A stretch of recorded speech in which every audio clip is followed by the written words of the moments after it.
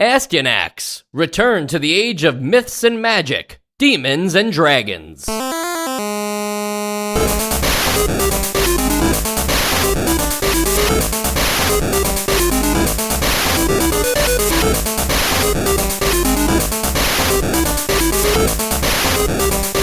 And welcome to Nostalgia, a chronological exploration of every NES game released in North America. I'm Mike. I'm Sean. And I'm Joe. Astyanax. Astyanax, or Astyanax, or Astyanax. Or Ask You Next, question. But I don't have a question, actually. I have more of a statement here. That should have been for the Essential Games List segue. Yeah. Well, we can still do it because, Okay. creativity is dead anyway, so we'll just throw that in there at some point. Astyanax, you would think that that's like the world, right? That this game takes place in or something, or the sword maybe that the guy controls, but he actually has an axe. But Astyanax is the name of the hero. It's the name of the 16-year-old boy from Greenview High School who then gets transported to this other world. So does that mean that his name was always Astyanax, like even on Earth? I mean, it seems like it. It seems like that's what they are called. He recognizes that name immediately. Yeah, it's like, oh yeah, I got like a Greek name. Like, that's the one reference to the names. Like, yeah, my name's like some Greek shit. And it just makes you wonder, like, did they just have the name and they're like, we have to shoehorn the name in? Because it doesn't mean anything else.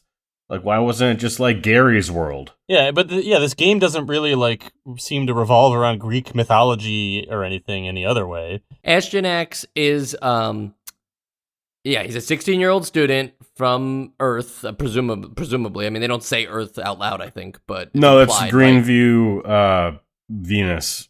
Right. Greenview High School, and he's been having a recurring dream in which a young woman is calling out his name, Astyanax. And maybe that's why he is the chosen one. Like, he was actually supposed to be born in this other realm, and he got somehow wound up on Earth, and they're like, all right, bring him over. One day, while on his way to class, Astyanax is suddenly transported to another dimension where he meets this fairy creature who tells him, like, yep, like, you gotta save the princess, and don't worry, because here, you're a human who has special powers, and then the game just begins. Well, you skipped a couple things. Sure, I skipped a couple things, but I guess what I'm saying is like, this is all shoehorned into then, like, the regular game, right? Do we really need this whole concept of boy from Earth is now a little bit different because he also got transported for seemingly no reason other than being the chosen one into this other realm? Yeah, I mean, on one hand, you could just say, like, why not just start in this other realm and just be a hero of the other realm? I guess it seems like they were trying to go for, like, this relatability to their, like, audience. Where it's like, oh, you could be just like Astyanax. You're a sophomore, freshman in high school or whatever it is. So it's, like, just weird to have this cutscene where he's just, like, in regular clothes at a desk. And then, like, the rest of the game, he's, like, in armor. It's like a regular Joe kind of guy. Like, in high school, boy meets fairy. Fairy tricks boy into sacrificing his life for someone he doesn't know. Fairy feels bad and kills herself. Boy rescue princess.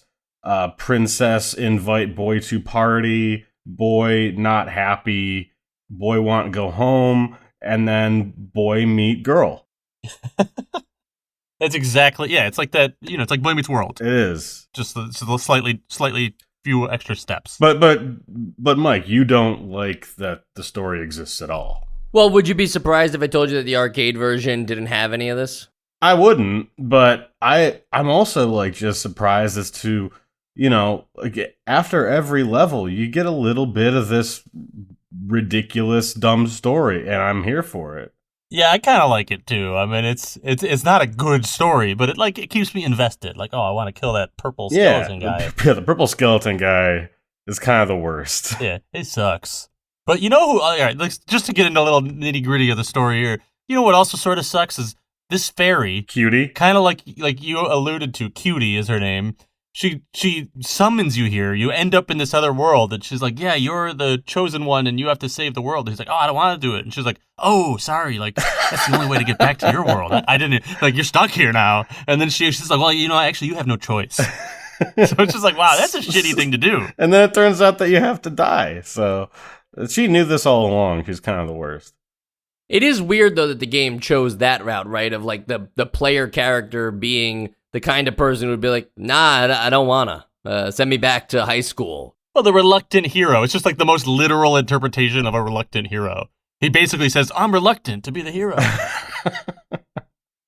I'm just thinking back to Sean's point of like, putting it, or sorry, this was your point, Joe, of putting it in the viewer's lens, right? Of like, oh, that boy's just like me, and he got transported to this magical world, and I'm controlling him. It's like weird you bought the game, like you want to go on the adventure, and your character is like, nah, don't want to do it. I mean, we've talked about this concept before, like in a lot of Japanese games, like they give you the option to say no to the adventure, and I guess I'm more relieved that they just didn't do that. Like if they gave you a text box and if you could have said no, even after they've already made you reluctant, I'm just glad that sort of sounds redundant, So we've got a side-scrolling action game here where the Astyanax character has an axe or a sword for it looks like a sword with like some extra spikes on it. I'm sure there's a fancy word for that. But that's his weapon of choice. And the interesting thing about how they deal with this, rather than how we've seen it in other action side-scrollers, is that there is a power gauge. And that power gauge is something that every time you swing, it goes back to the minimum level of the gauge. And then as you wait to swing again, it slowly increases. It does have a maximum, so you can't just sit there for 20 minutes charging up the ultimate shot. But that power gauge, which does fill up pretty quickly, encourages you not for like rapid swings of the sword, because you have to, it's the striking power of your weapon. What did we think of the power gauge? I sort of liked it. So I was playing with a friend of mine, and at first we were both kind of like, oh, this is stupid. And I think that he might have continued to have that opinion the whole time we played. It started to grow on me. It really started to give me like the feeling of like, oh, I have the choice between, it's a very organic way of giving you the choice between a power attack and a speed attack. I thought it was interesting, like it almost feels like a very rudimentary version of like a FromSoft like stamina gauge. Like, there's stamina management in those games. If you run out of stamina, you just can't act. But it's not so much that in this game. It's more so if you just spam, you're going to do very little damage. So it's sort of, I'm sure there's some, if you ran the numbers, there is a trade-off that if you do wait a full second, like there is more damage than you could have done in the hits you could have made in that second otherwise. So I'm sure there's something going on there that makes being more patient a better idea. But once you get up to a certain level, like, thankfully, you're never punished. Like, you get these upgrades that give you a larger power gauge, and that just makes your full powered shot more powerful, but then it takes 5 seconds to fill the whole thing. So you're never really punished by getting stronger, because if it was just like a percentage thing, that would actually be a net negative. So I think it's not a perfectly implemented system, because at a certain point it becomes, it's just not feasible to use it correctly. But it's still a fun idea. At least it's a unique idea. Yeah, I agree with you. It's a unique idea because like it feels like they wanted it to have more strategy, like that you should treat these individual combats with the enemies as, like one-on-one sword duels where you don't just want to spam your attack button at the enemy and take damage while you're giving damage. Like you want to build up your power meter, choose to strike, make sure that when you strike you actually hit, because well, you were delaying your attack otherwise, so you want to make sure that you land it. But it doesn't, the game that they built doesn't really like encourage that idea too much, because a lot of times, specifically in the stages, like, you better want to fight all of these monsters, because these monsters will stay on the screen as long as you'll carry them. Like, yes, they can sometimes fall into pits, or if you walk far enough away, you might think that they're gone, but they're not. They'll stay with you, and they'll kind of cause this slowdown in the game too. But it's not one of those games where you just like choose your fights. It's like you better want to fight every single enemy, and so therefore you don't really have the luxury of like, oh, I'll just wait around for my my sword to fully charge up. Granted, again, it doesn't matter. They didn't make the sword charging something like you have to wait for the sword to be fully charged in order to attack. Now that would suck. That would be a really bad game and discourage combat. Instead, it's just that the amount of damage your sword does is based on that power meter. Yeah, and to be clear too to anyone who hasn't played it, we're not talking like 10 seconds to power up. I mean, it takes longer the higher you want the power to get, but it powers up, I would say within a second, it powers up to almost to max for most of the time, unless you're like really powerful, then maybe like a second and a half. I think it gets to a point where it is like 5 seconds to refill the whole thing. I feel like it was, maybe like 2 seconds? I don't know. 5 seconds feels like that's that would be to me. Like, I guess maybe also it depends on how many enemies are on the screen, because everything, you get the frame drops. And yeah. And the power meter is worth something, because since it determines how powerful your strike is, even the early enemies in this game, some of the first skeletons you fight, I wouldn't describe them as sponges, but it is surprising that they take, if you're swinging rapidly, they take quite a number of hits to take down, and that's surprising for like a first level enemy in a game. Yeah, I think that's kind of like what you learn early on. I mean, you sort of touched on this earlier. Like, the game doesn't really like encourage like, hey, either be a fast warrior or a strong warrior. Like, it's clearly better to use the strong attacks. I think you learn that early. Learn that you got to get into the rhythm of like using strong attacks. Because yeah, it'll be like those skeletons that take like 12 hits to kill a skeleton, or like 2 full power hits.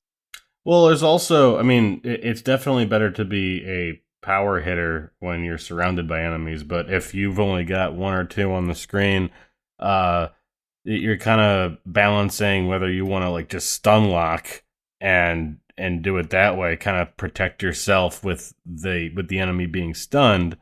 So there's 2 different ways to go about it. Yeah, I guess I shouldn't say. There are reasons definitely to use the fast attacks too. Graphically, the game, I don't know the way to describe this from a video game developer standpoint, but they're all larger sprites too. I'm impressed by the sprite work overall. It does, along with the amount of enemies that can be on screen, it does also cause some slowdown as a result, but it never felt like, the sprites, because they're larger, like that they were sacrificing the color palette as a result. I noticed sometimes in games like that, where there are incredibly large sprites, you're only allowed like a certain amount of colors on the screen, and we never really saw that here. The backgrounds are very well detailed on top of the character sprites and the platforms and everything. So from level to level, like, I enjoyed this game from a design point of view. Yeah, and then between each level, you've got these pretty well painted sort of cutscenes that have, it's like a quarter of the screen size is like your letterbox, and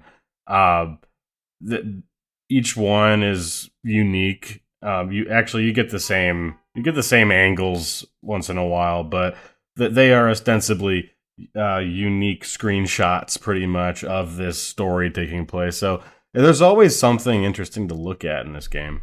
Yeah, overall, definitely like a very pretty game. I mean, it's just aesthetically pleasing, if that's the right word to use, because some of it's obviously meant to be like a little unsettling and stuff, but it feels like there was a lot of, effort, and like, it feels like a finished design, Each level feels unique, and they keep adding new enemies that are like not just reskins of old enemies. Like, they're always throwing new things at you. it looks nice. Yeah, I'm not going to say this elegantly, but like in a world that is filled with evil, they did a great job with the color palette to not make it so bright and cheery that you're like, what's the problem? But also that like these caves and enemies that you're fighting are like appealing to look at and everything. Like it has a nice vibrant color scheme across the whole thing without being like Super Mario Brothers charm. Yeah, I notice a lot of times with games that are trying to be like super detailed, the detail just like kind of turns into like messiness or like, like this is very detailed but still like everything is clean. Other than the sword or axe is the default, there's the magic spells, which have their own meter as well, although that only depletes and then you pick up potions to like refill it. The magic meter you can learn different spells along the way, and actually depending on what weapon you use, it also affects like the amount of points that are depleted by the magic spell. I didn't notice that. Yeah, it's very weird, but like if the one where you have the fireball that goes in all different directions, with the axe it's 6 points, but with the sword it's 10 points. And I guess they're trying to trade off like, well, the sword is, way stronger as a physical attack, and you can use that whenever you want.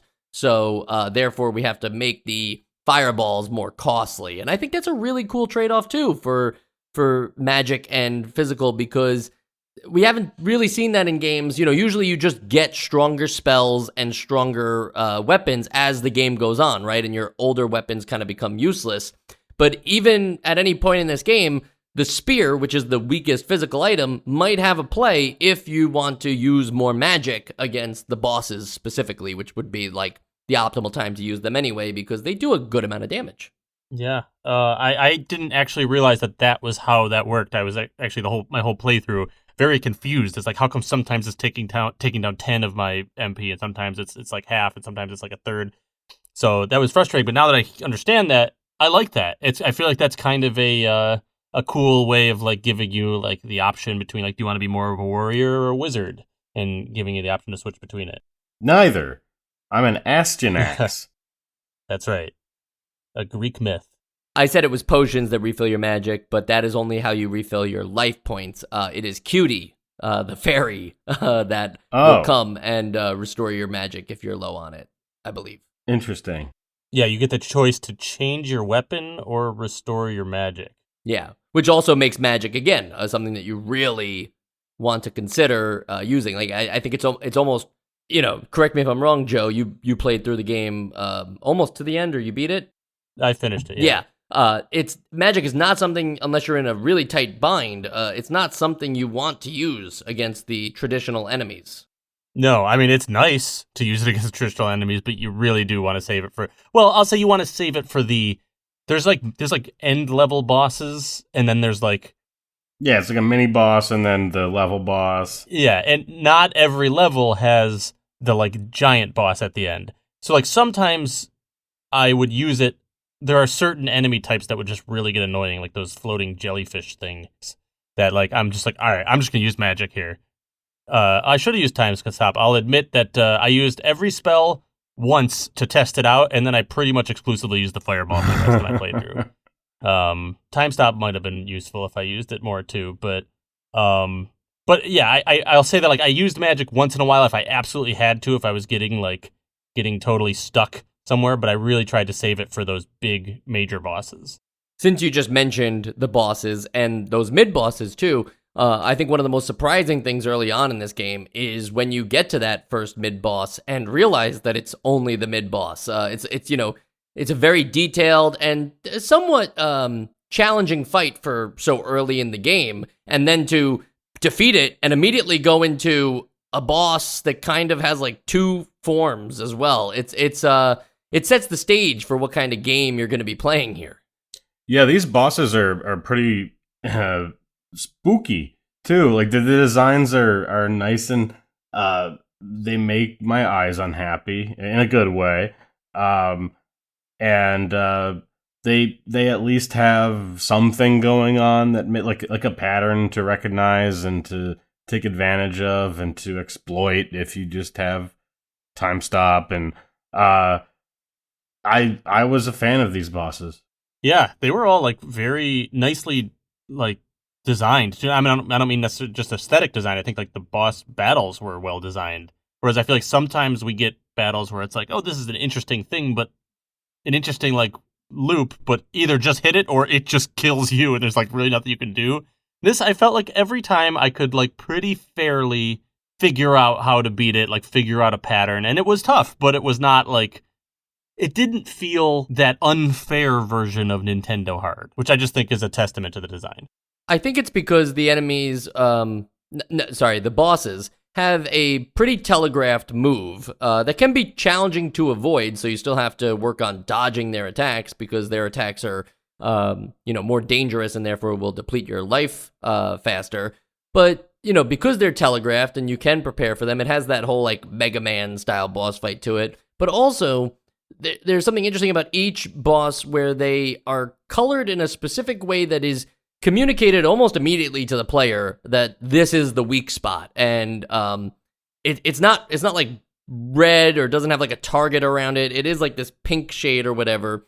For most of them, I don't know if that's every single one of them, but it's like you just know right away, like I've got to hit that. So between having a weak spot, which is the only spot where you can actually attack them, it causes some kind of specifically going back to the first boss, it's its head, and it's kind of has like this long neck, so you have to time your jumps and attack for that. So that has a cool, challenging feel to it, especially while dodging.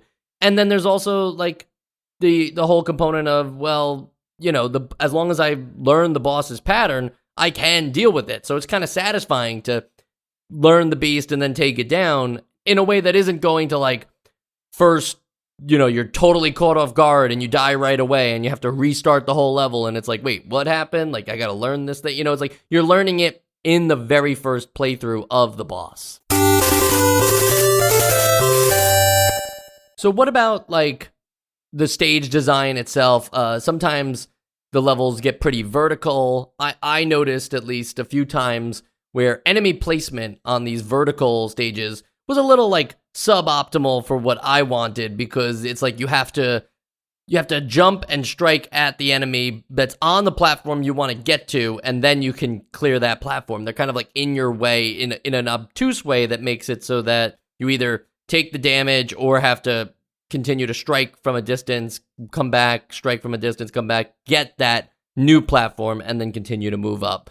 That's a small gripe in the grand scheme of things. What did we just think of the stage/platforming aspect of the game?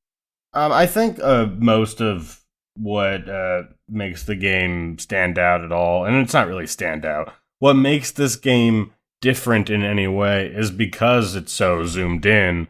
They're much simpler levels. Like there's not a lot of like navigation going on. Like, yeah, you will have those vertical, but it's more so just a bunch of ways to go up or a bunch of ways to go right. And there's never too much going on with these levels, at least in their base design. Like, obviously, visually, some cool things can be going on. Like, as you're climbing up the mountain to get to the final, like, castle area, you'll see, like, you're climbing up the rock face, but among the rock face is a bunch of, like, prison windows with people like that have their hands hanging out. They're all like, this is just the evil layers dungeon with balconies.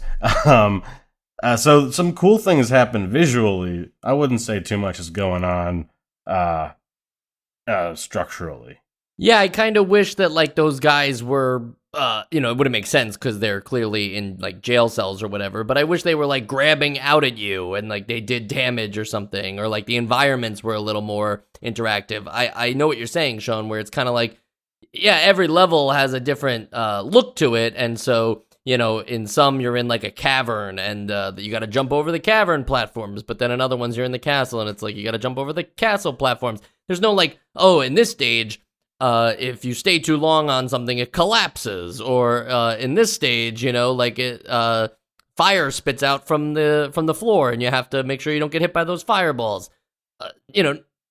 those are all like things that other NES games do, so it's not like they're sorely missed here. But it is kind of repetitive in a way that you don't notice too much because the graphically it keeps changing. But the enemies even, just like most, the skeleton is the skeleton, and yeah, they're changing his color. Yeah, there's always a skeleton though.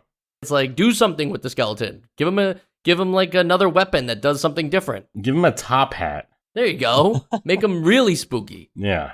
Name him Mr. Bones. Or a newsboy cap.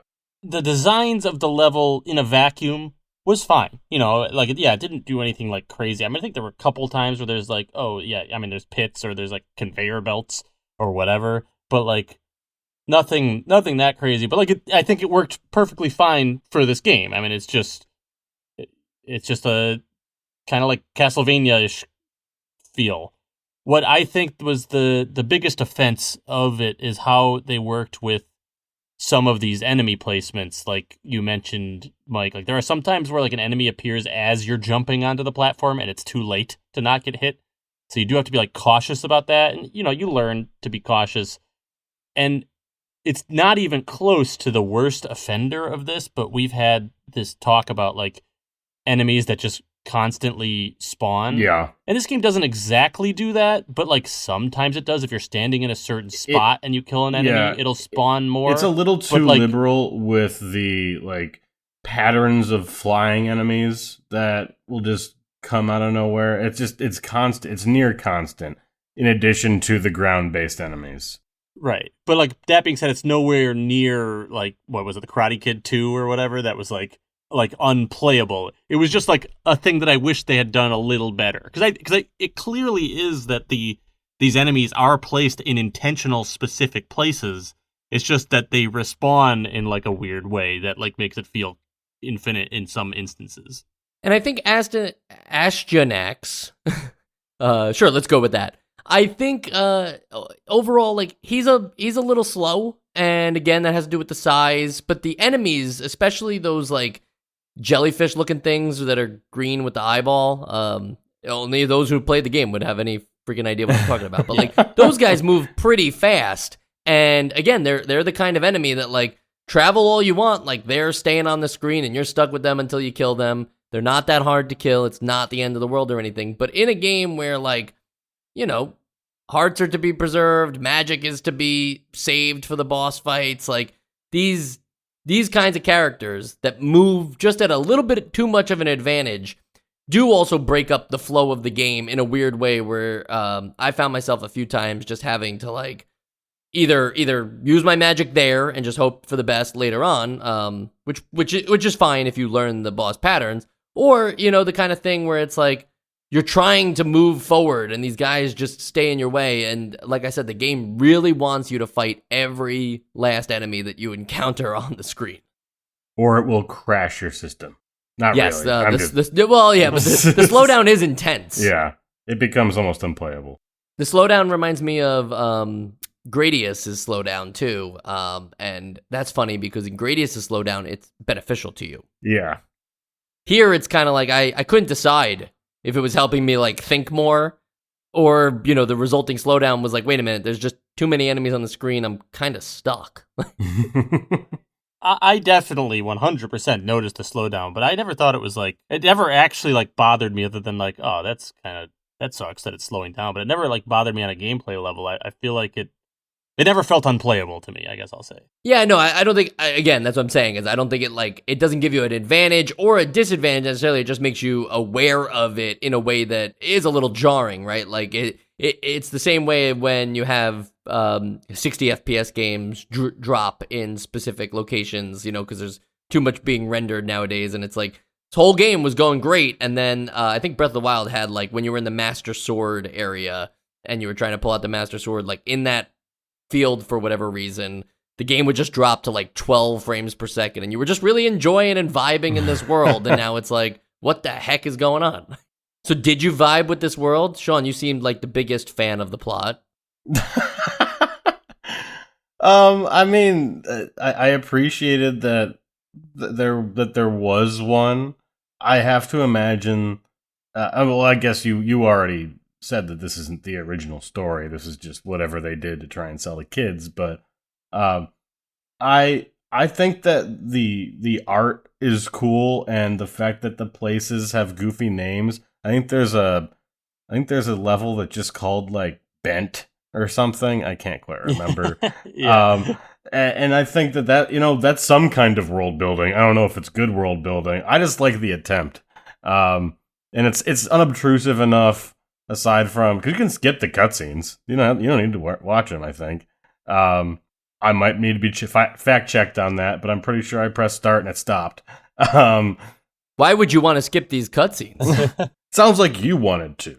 No, you know what's funny? I was hard on it, right? But only because it's ridiculous. You actually made a great point that like the silly plot it keeps you engaged on some level, right? Like you have to, once you're in there and you find out that your mission and everything, you want to know like what's the deal and everything. So I don't mind the cutscenes afterwards. I just found the whole thing very far fetched from the beginning.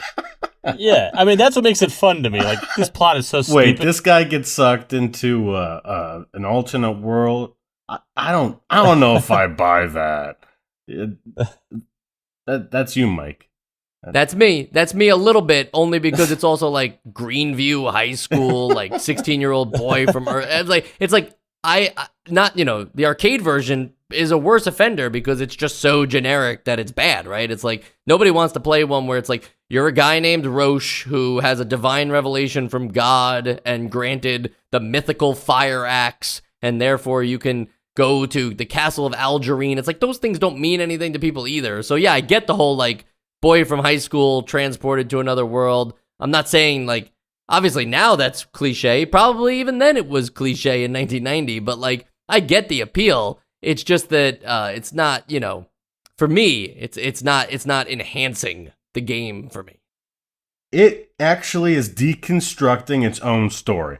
This whole time, you think that Astyanax is just in it to get the princess girl because everyone wants the princess, but this whole time he's got this whatever fairy following him, and it's just like it's very platonic, and then she sacrifices herself after she figures like, oh, I'm not gonna kill the kid. I can't kill the kid. So then she dies, and then you meet the princess, and then she's kind of just like nothing. She's just like, oh, thanks. Like we can have a party back in my house, and it's like, and he's just like, eh. And then he goes back, and then there's like a human version of the fairy. Like she died, which means that we're living in the afterlife for Remnia, and you might run into all those people you killed in the game, but at least now you're in a relationship with the fairy.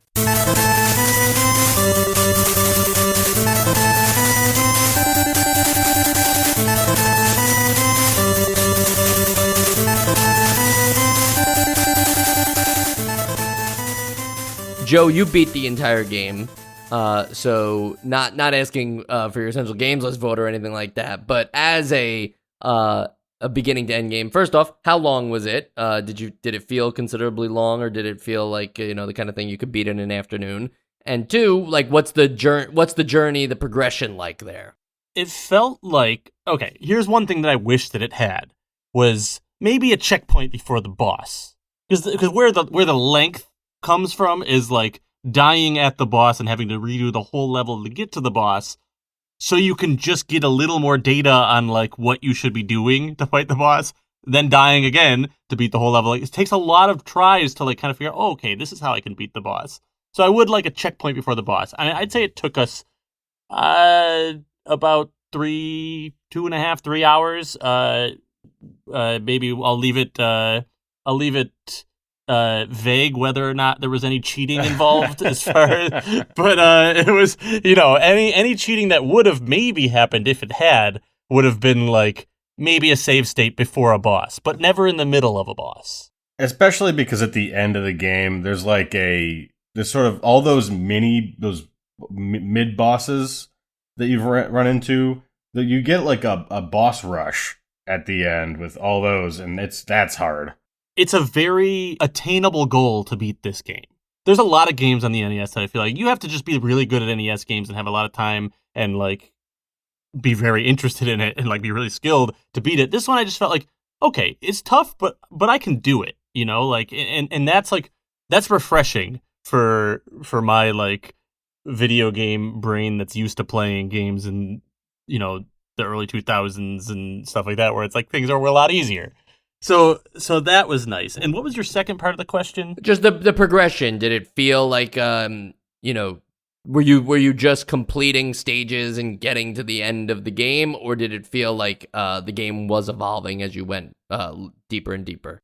I mean, you feel the little bit of like your power meters evolving. That's really like the main thing that I feel like you feel for your character. But I did feel like the levels were evolving. Like I mentioned earlier, like, we talk about like, okay, yeah, there's a lot of these reskinned enemies, but like it's always kind of throwing new stuff at you too. New like aesthetics, and also just like enemies that do new things. I mean, like halfway through, suddenly there's these like weird blobs that grow into like wiggly spear throwers. You know what I'm talking about? And like you got to approach those in like different ways and stuff like that. Like I appreciated that, but it's also, it's a short enough game where like any lack of like tons of evolution is not like a major crime to me, because it's like, by the time I start to notice that it's not changing as much as I want, the game's over. So I think it was a nice little bite-sized like adventure. The final boss fight is not against the evil wizard Blackhorn, who is the one who kidnapped Princess Rosebud.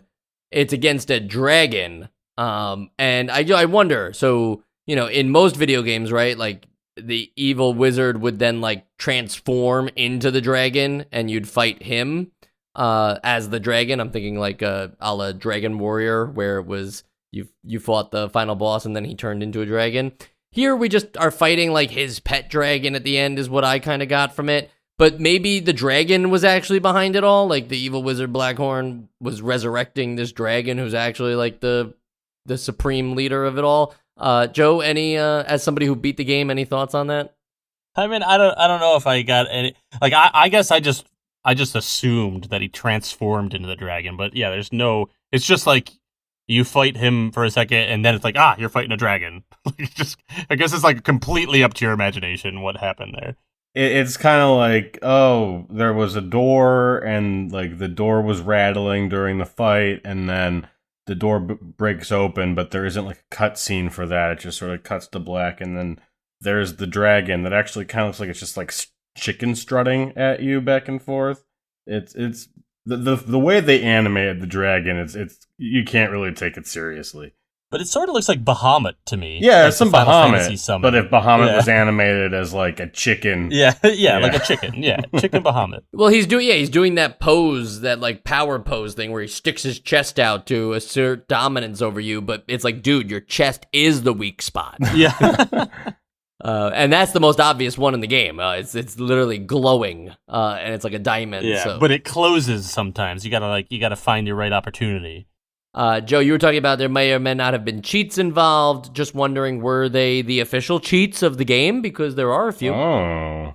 I'll leave that open. I'll leave that open to interpretation. That, because definitely wasn't save states. Yeah, that was a slip of the tongue before. Yeah, save state is what I mean by official cheats. Right. The official cheat, of course, is for invincibility, which you can do right on the Astyanax title screen.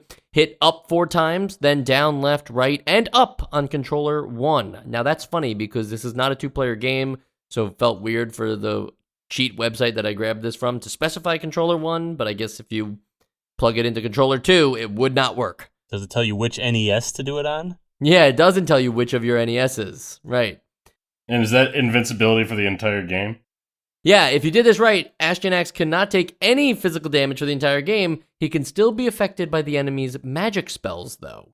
Different types of attacks, maybe, or different programming thing. Like the magic spell attacks register as different kinds of hits, maybe. I don't know how the code would work there. It's all damage at the end of the day, right? It should just be like, always remain at max health with this stat, but not true. And then there's the stage select, which is also at the title screen. Hit up, down, left, right, and B 4 times. I like that one. Usually you don't have to, usually it's like a bunch of different directions. This one's just finish off with B 4 times in a row.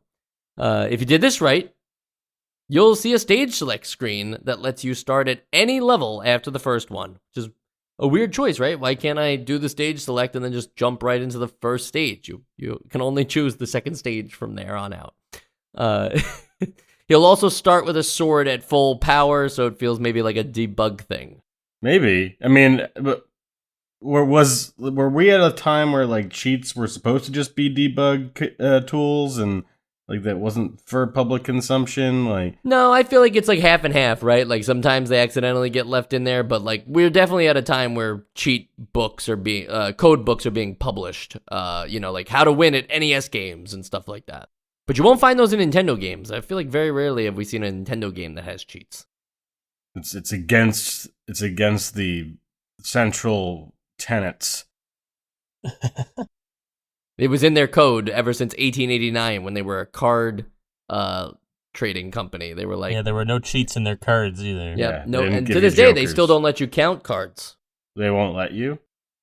That's just a stupid joke. Oh, Not at the Nintendo casinos. Yeah, right next to the Nintendo Love Hotels.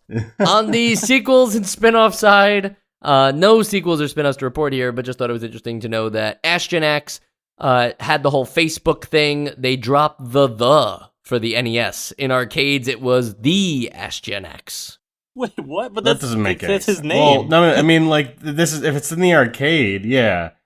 So what was the Astyanax supposed to be in the Maybe arcade? the sword. Yeah, literally the most confusing thing because it has to be the sword, I imagine, because there's no mention in the small plot that you get for the arcade anywhere that says Astyanax. The guy's name is Roche. The castle is Algerine. The axe is just called the fire axe. So hopefully there's an explanation at one point or another. But also, Astyanax nowhere to be found at all in the Japanese version of this game, both on the Famicom and in the arcade, where it is just known as the Lord of King, which is kind of saying the same thing twice. Maybe it's like more King of Kings, Lord of Lords. I like the Lord of Lords. I'd play that game. The Lord of King sounds a little clunky. The Lord of the Kings. No, you're adding a clarifying word in there. Lord of King. I mean, I kind of, it's like the opposite of poetic. Right, like what is the status of that person? The person who is the Lord of King. Lord of one king and nobody else. That's maybe what the dragon was. Maybe. The dragon was the Lord of King Blackhorn.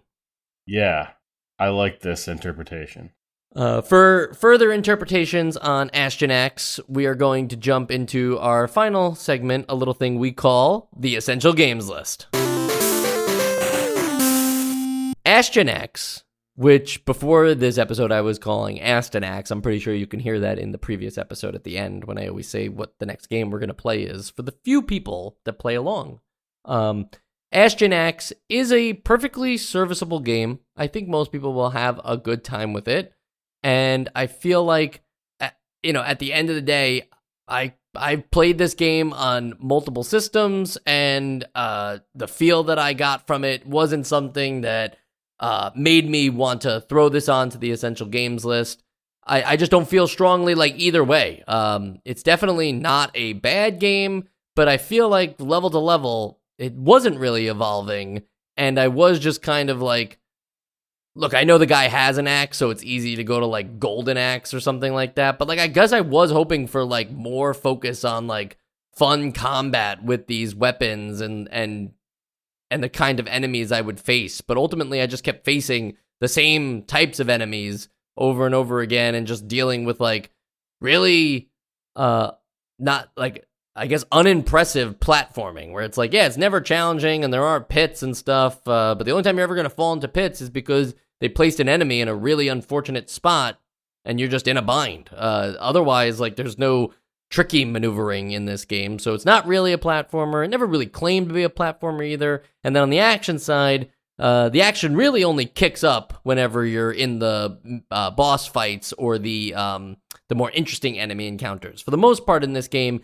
you're just kind of moving right or climbing up. And so no, not on the Essential Games list. Sean, I'm going to ask you next. The things that we've had to say that are nice about it is, like, it's got good boss design. It's got good like visual design in general. It tries some actual like system things. It tries to play around with that. Doesn't always succeed. It's serviceable, as Mike said. It does not have what it takes to get onto the list, so I'll just stop there and say not essential. Joe, you beat it, but did you like it? Well, yeah, I liked it. But now here's my essential games vote.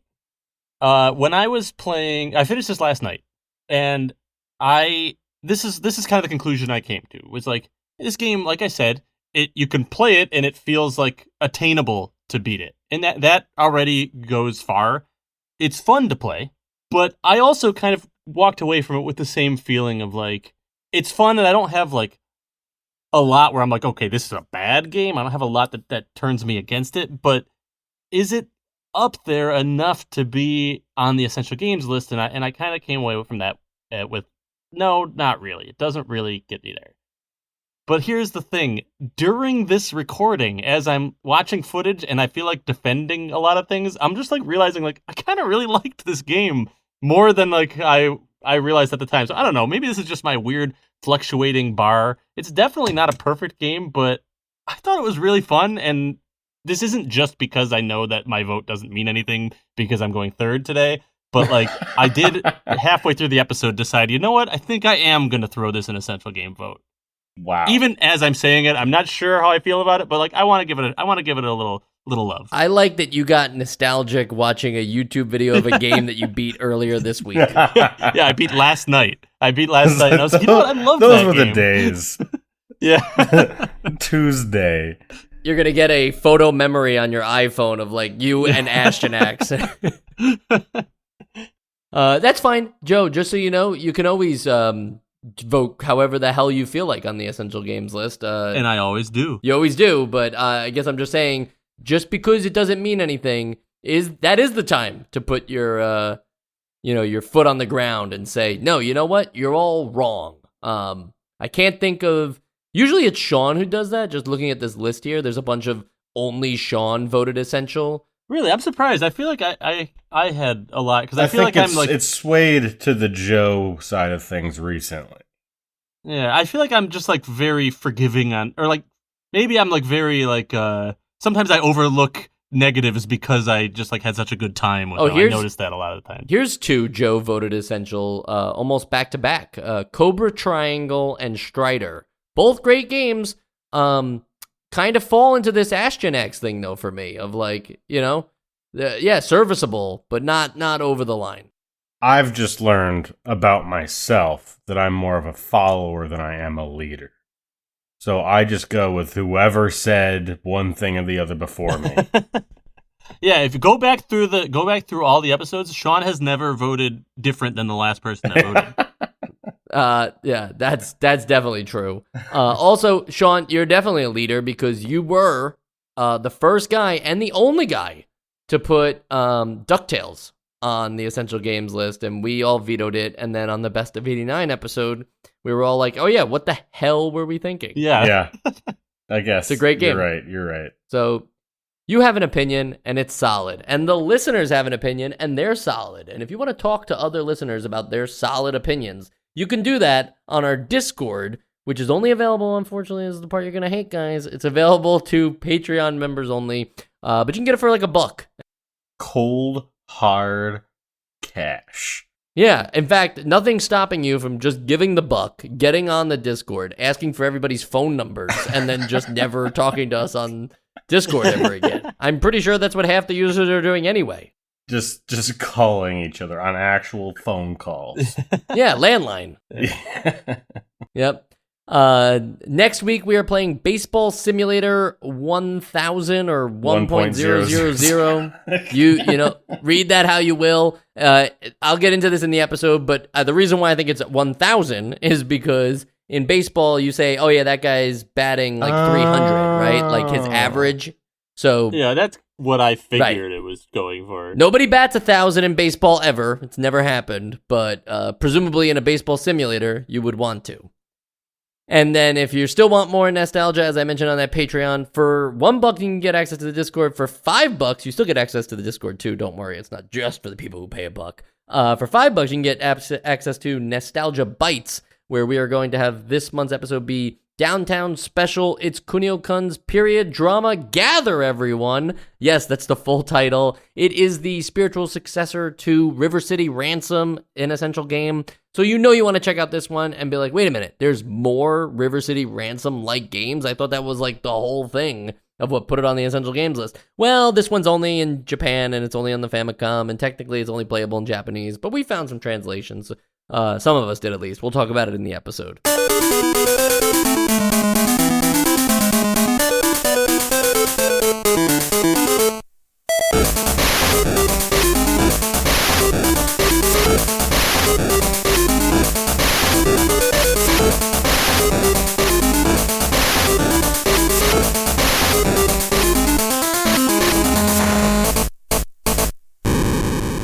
What did we say? Astyanax? Astyanax. I mean, Cool. Just say Astyanax. I don't care. I like Astyanax, though. It's like I've been saying the other way all week. All right, Yeah. here we go. I say this line like all throughout the week to practice. It's the one line I can't miss.